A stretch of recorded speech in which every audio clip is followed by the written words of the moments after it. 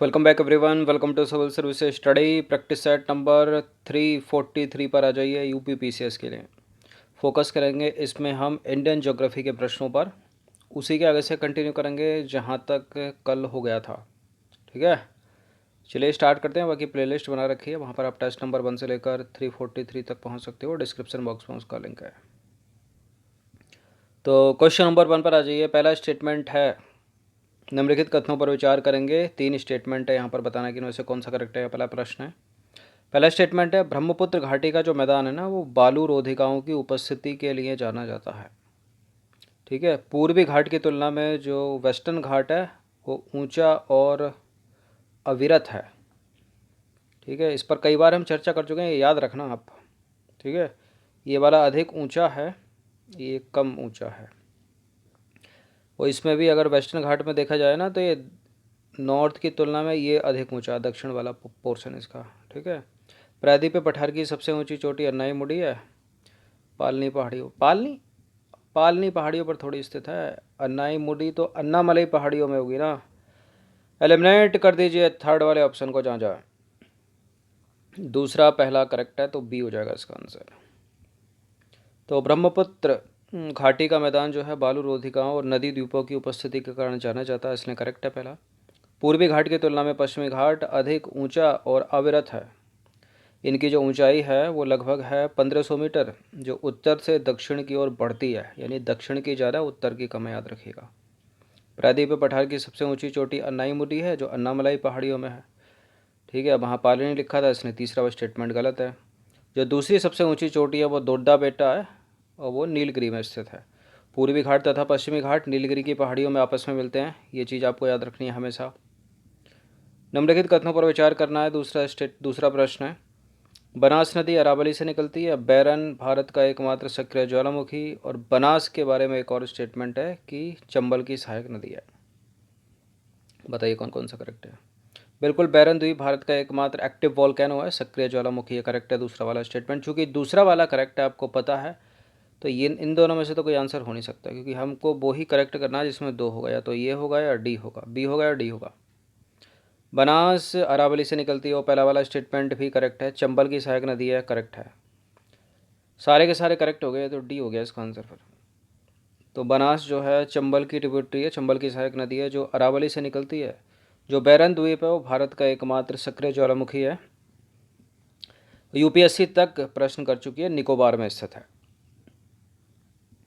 निम्नलिखित में से कौन सही सुमेलित नहीं है। एक तरफ है द्वीप, सामने है उनकी पर्वत चोटियाँ। उत्तरी अंडमान की सबसे ऊंची चोटी सेंट्रल पीक, मध्य अंडमान की माउंट डियोबोली, दक्षिणी अंडमान की माउंट कोयोब, और ग्रेट निकोबार की है गुरु शिखर। देखिए, गुरु शिखर तो अरावली की सबसे ऊंची चोटी है ना, माउंट थ्विलर है ग्रेट निकोबार की। तो करेक्ट है, करेक्ट है, करेक्ट है, ये इनकरेक्ट है डी। तो गुरु शिखर तो अरावली की सबसे ऊंची चोटी है, ठीक है, राजस्थान में। जो ग्रेट निकोबार की सबसे ऊंची चोटी है वो है माउंट थ्विलर। क्वेश्चन नंबर 4 है, निम्नलिखित कथनों पर विचार करेंगे। दो स्टेटमेंट के साथ बता दीजिए कौन सा करेक्ट है। पश्चिमी तटीय मैदान की तुलना में जो पूर्वी मैदान है वो अधिक चौड़ा है। चौड़ाई की बात हो रही है। उभरा हुआ होने के कारण पूर्वी तटीय मैदान पर बंदरगाहों की उपस्थिति कम है। सुंदर सा मैप बना देते हैं जल्दी। ये अधिक चौड़ा है, ये कम चौड़ा है, लेकिन ऊंचा अधिक ये है। ऊंचाई में भी दक्षिण में अधिक ऊंचा है, उत्तर में कम ऊंचा है। यहाँ बंदरगाह कम है, यहाँ अधिक है। करेक्ट है, करेक्ट है, दोनों के दोनों स्टेटमेंट। तो उपरोक्त दोनों के दोनों सत्य हैं। पश्चिमी तटीय मैदान की तुलना में जो पूर्वी तटीय मैदान है वो अधिक चौड़ा और उभरा हुआ है, और इसी चौड़े और उभरे हुए कारण होने के कारण यहाँ पर पोताश्रय पत्तन का विकास जो है वो मुश्किल है। क्वेश्चन नंबर 5 पर आ जाइए। निम्नलिखित में से कौन से द्वीप प्रवाल निक्षेप से निर्मित हैं। प्रवाल का मतलब आपको पता होगा, कोरल बोलते हैं इनको। ठीक है, तो लक्षद्वीप है, मिनिकॉय द्वीप है, ग्रेट निकोबार नहीं है, हटा दीजिए ग्रेट निकोबार को। 2 और 3 सी हो जाएगा इसका आंसर। लक्षद्वीप कई बार बताया आपको, तो अरब सागर में स्थित है लक्षद्वीप और मिनिकॉय द्वीप समूह। ये प्रवाल निक्षेप से निर्मित है। यहाँ 36 द्वीप हैं, 36 में से 11 पर मानव का आवास है। हिमालय अफवाह तंत्र से रिलेटेड निम्नलिखित में से कौन सा स्टेटमेंट सही है। देखिए, हिमालय अफवाह तंत्र की अधिकांश नदियाँ गहरे महाखंडों से होकर गुजरती हैं, गार्ज। और इस अपवाह तंत्र की नदियाँ अपने पर्वतीय मार्ग में जलप्रपात, वी आकार की घाटियाँ और क्षिप्रिकाओं का निर्माण करती हैं। इस अपवाह तंत्र की नदियाँ मैदानी भागों में पहुंचकर निक्षेपणात्मक स्थलाकृतियों का निर्माण करती हैं। बताइए। देखिए, जलप्रपात तो बनाती है, हिमालय से निकलने वाली नदियाँ वी आकार की घाटियाँ भी, क्षिप्रिकाएँ भी बनाती हैं। करेक्ट है दूसरा वाला स्टेटमेंट। पहला वाला अब गहरे महाखंडों से होकर गुजरती हैं, बिल्कुल सही है। ठीक है। और इस अपवाह तंत्र की नदियाँ मैदानी भागों में पहुंचकर निक्षेपणात्मक स्थलाकृतियों का निर्माण भी करती हैं। सब कुछ करती हैं, डी है इसका आंसर। तो भारतीय अपवाह तंत्र को नदियों की प्रकृति और उनके उद्गम के प्रकार के प्रति उनकी विशेषताओं के आधार पर दो भागों में बांटा गया है, हिमालयी अपवाह तंत्र और प्रायद्वीपीय अपवाह तंत्र। ठीक है, हिमालयन नदियाँ और पेनिनसुलर रिवर, हिमालयी रिवर, पेनिनसुलर रिवर। देखिए, हिमालय अपवाह तंत्र की नदियाँ जो हैं वो 12 मासी हैं और ये पर्वतीय, बर्फ़ के पिघलने और वर्षा दोनों से जल प्राप्त करती है, याद रखना। अगर कोई स्टेटमेंट ये बोलता है केवल हिमालय के पिघलने से या बर्फ़ के पिघलने से, ग्लेशियर के पिघलने से जल प्राप्त करती हैं, तो उसको एलिमिनेट कर देना, क्योंकि ये नदियाँ जो हैं बर्फ़ के पिघलने मतलब ग्लेशियर के पिघलने और वर्षा दोनों से जल प्राप्त करती हैं। यहाँ की अधिकांश नदियाँ गहरे महाखड्डों से होकर गुजरती हैं, जिनका निर्माण हिमालय के उत्थान के साथ ही अपरदन की क्रिया के कारण हुआ है। अच्छा, गहरे महाखंडों के अतिरिक्त इस अपवाह तंत्र की जो नदियां हैं अपने पर्वतीय मार्गों में जलप्रपात बनाती हैं, वी आकार की घाटियां तथा क्षिप्रिकाओं का निर्माण करती हैं। और हिमालय अपवाह तंत्र की नदियां मैदानी भागों में पहुंचकर निक्षेपणात्मक स्थलाकृतियों का निर्माण भी करती हैं। क्या होती हैं निक्षेपणात्मक स्थलाकृतियाँ? गोखुर झीलें हो गई, बाढ़कृत मैदान हो गए, समतल घाटियाँ हो गई और गुम्फित वाहिकाएँ और डेल्टा।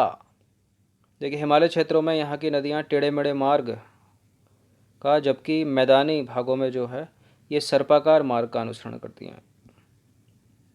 ठीक है, हिमालय क्षेत्र में टेढ़े मेढ़े मार्ग और मैदानी में सर्पाकार मार्ग।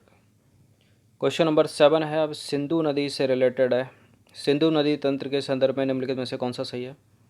यह नदी तिब्बत में कैलाश पर्वत श्रेणी में बोखरचू के निकट एक हिमनद से निकलती है।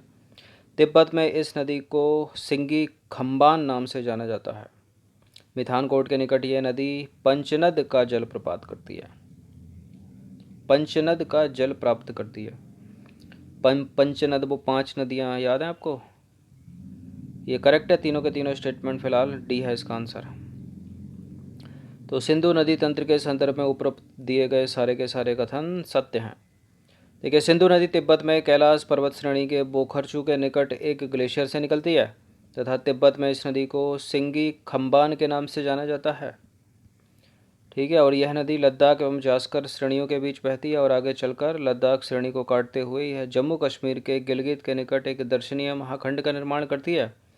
यह पाकिस्तान में मिथानकोट के निकट पंचनद का जल प्राप्त करती है और पंजाब की मुख्य 5 नदियों को पंचनद के नाम से जाना जाता है, 5 नदियों के नाम से जाना जाता है। वो है सतलुज, ब्यास, रावी, झेलम और चिनाब।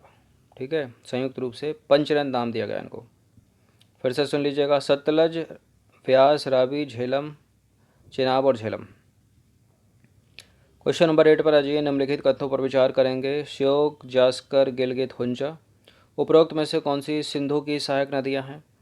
ये वही सिंधु है जिसको सिंधु घाटी की सभ्यता पनपी थी इसके किनारे कभी 5000 साल पहले आज से, जिसको इंडस वैली सिविलाइजेशन या हड़प्पा सभ्यता के नाम से जाना जाता है। श्योक सिंधु की सहायक नदी है भारत में। जास्कर है, गिलगित है, हुंजा है, सभी की सभी तो हैं, डी है इसका आंसर 1 2 3 4। तो उपर्युक्त सभी सिंधु की ट्रिब्यूटरी हैं, सिंधु की सहायक नदियां हैं। श्योक, गिलगित, जास्कर, हुंजा, नुब्रा, शिगार और गास्टेंग और द्रास भारत में इसकी सहायक नदियां हैं। इसके अलावा काबुल, खुर्रम, तोची, गोमल, बिबोआ और संगर पाकिस्तान में हिंदू के दाहिने तट पर मिलने वाली इसकी सहायक नदियाँ। तो सारी की सारी इसकी सहायक नदियाँ हैं। थोड़ा टफ करके पूछ लेगा कि भारत में कौन कौन सी हैं, तो श्योक, गिलगित, जास्कर, हुंजा, नुब्रा, शिगार, गास्टिंग, द्रास को याद रखिए। भारत में सिंधु नदी जो है वो जम्मू कश्मीर राज्य के केवल लेह ज़िले में बहती है। ठीक है, इसको थोड़ा अपडेट कर देते हैं क्योंकि अभी लद्दाख अलग है और जम्मू कश्मीर अलग है, तो यहाँ लद्दाख कर देते हैं। क्वेश्चन नंबर 9 पर आ जाइए। ब्रह्मपुत्र नदी का अपवाह तंत्र निम्नलिखित में से किन देशों में विस्तृत है? देखिए, तिब्बत चीन से निकलती है, ये तो ये हो गया। उसके बाद निकलती यूँ घूम के आएगी ऊपर को, अरुणाचल प्रदेश में घुस जाएगी। ठीक है, तो भारत हो गया।